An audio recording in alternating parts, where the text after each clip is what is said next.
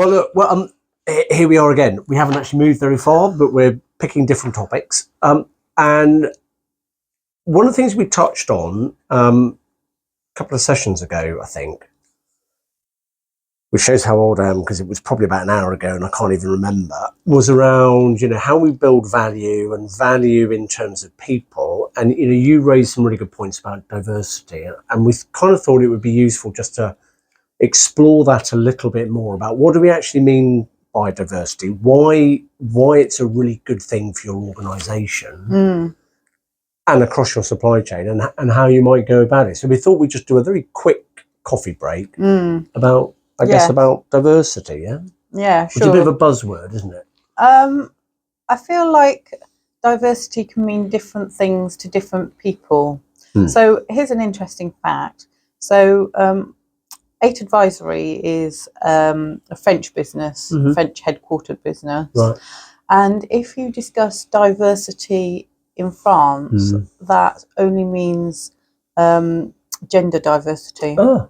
So how many women got employed, how many men have we got employed. Yeah. Apparently in France it's illegal to track anything else, they tell me.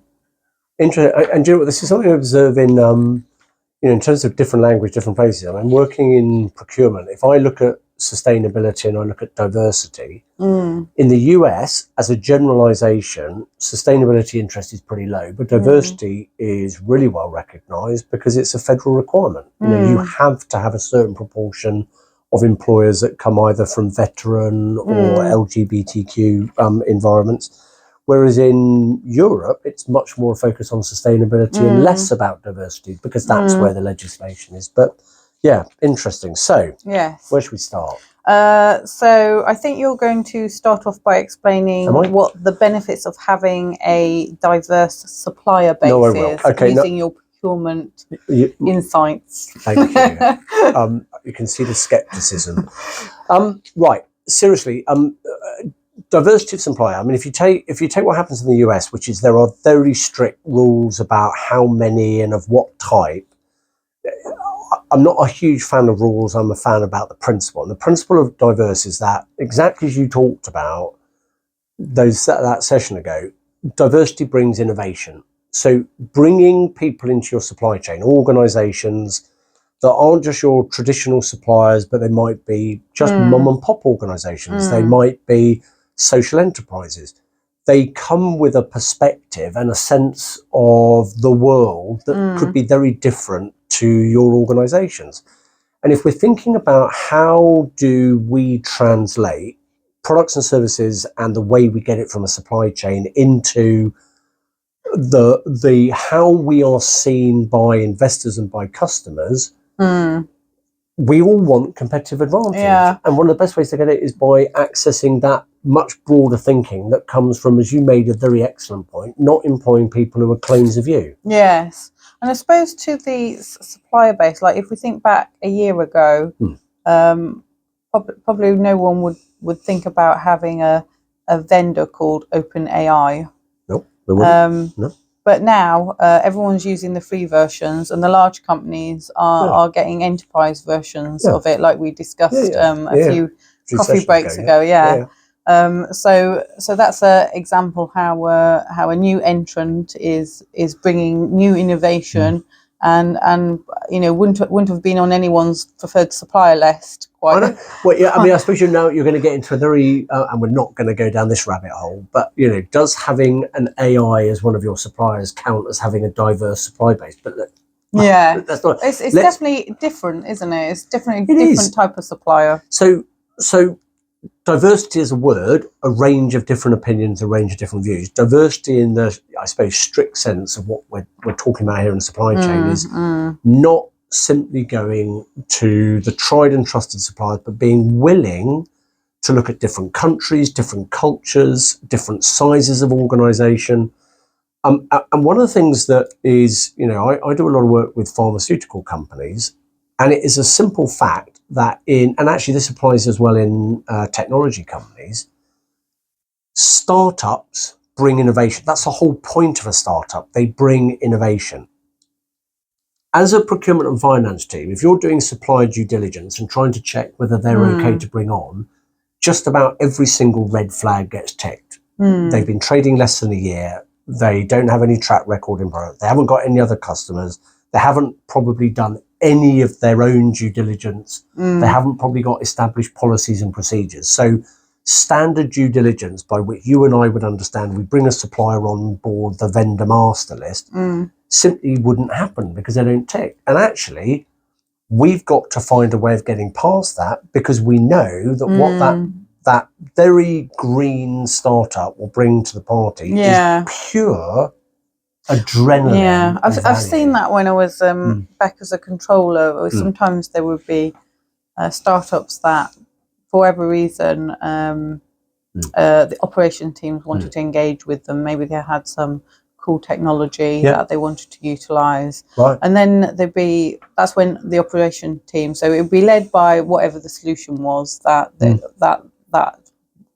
my company wanted to buy. That's when the operations team would speak to me and said, well, we want to buy from them, and you do a credit check, and we're like, well, there's no history. And that's when then you need to speak. Procurement and finance need to work together to say, why is it you want to buy it? Why is it essential? And then you can work with that company. So there's things you can... because you want what they offer. Yeah. So you've got to find a way to do it. You can't just have a test. Yeah, there's things that you can agree with them. Like, I don't know, let's say they wanted payment in advance. You could say, well, no, we'll pay you immediately as soon as the service is delivered, rather than you waiting 30 days or something like that. Very practical points about how you do it, and we're going to touch on this in a minute. But before we get there, let's just also then talk about diversity in the context of your employees. Why?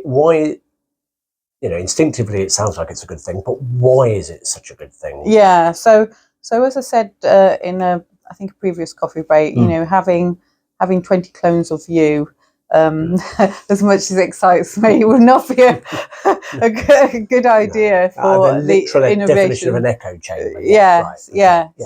And it's not just from the point of innovation. I think the other thing is from a skill retention point of view. So let's say you have someone from a diverse background.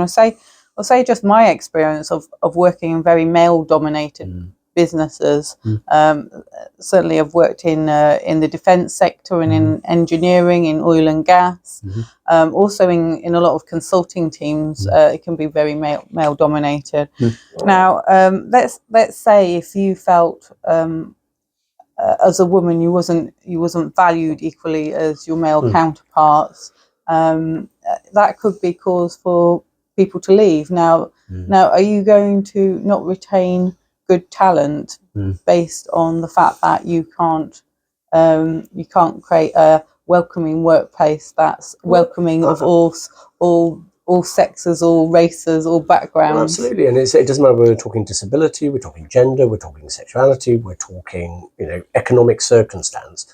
The point is that you want to be able to attract a broad church of employees, because you know that by doing that they are going to bring brilliant to your organisation. The one thing I would say, and what I've seen sometimes go a little bit wrong from having a very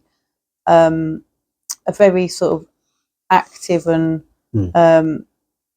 recruitment approach to diversity, which is a good thing, but it does mean that whatever you want your company culture to be, you have to work at it harder. Because if you had, let's say, 20 clones of yourself, we'd have the Richard Beaumont company culture of sort of, well, let's say, the sort of military background and the last minute approach. And so if you wanted your company culture to be that'd be fine. But when you have very diverse recruitment, I think you have to really emphasize what you want the company culture to be all the more, because otherwise it can be unclear. I agree. Right. So what should we talk? Should we talk about how we do it? Yes. I'm going to touch on this. And one is going to be a sensitive one, because I'm going to talk about, targets and legislation, because,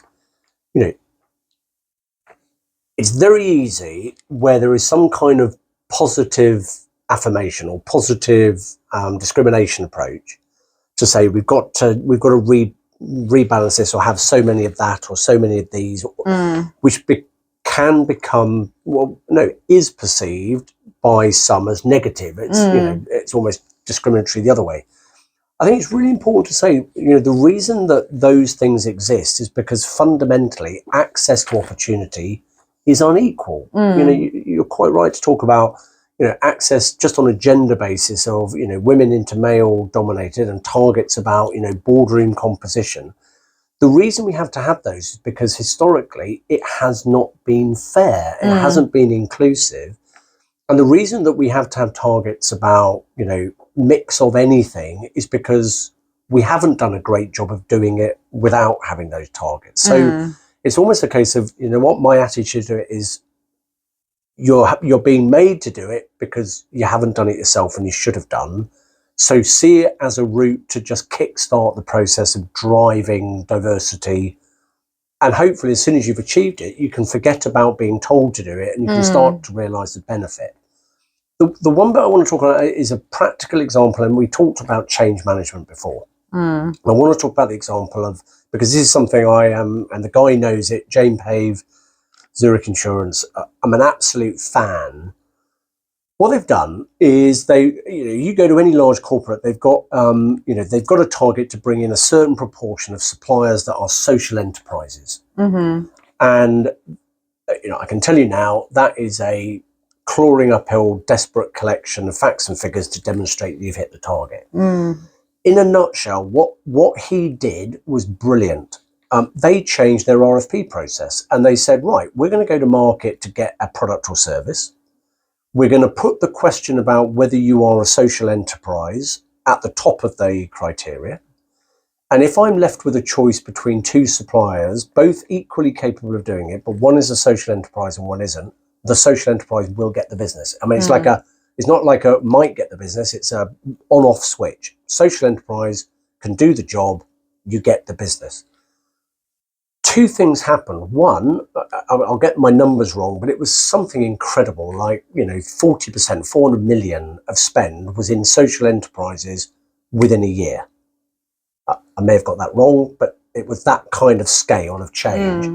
Nobody else I know of has achieved that ability to move company spend into social enterprise suppliers with no loss of product or service quality. Secondly, the unexpected benefit is that the procurement teams, the organisation as a whole, culturally felt really good about it. I mean, it was a positive thing. And we talked about value.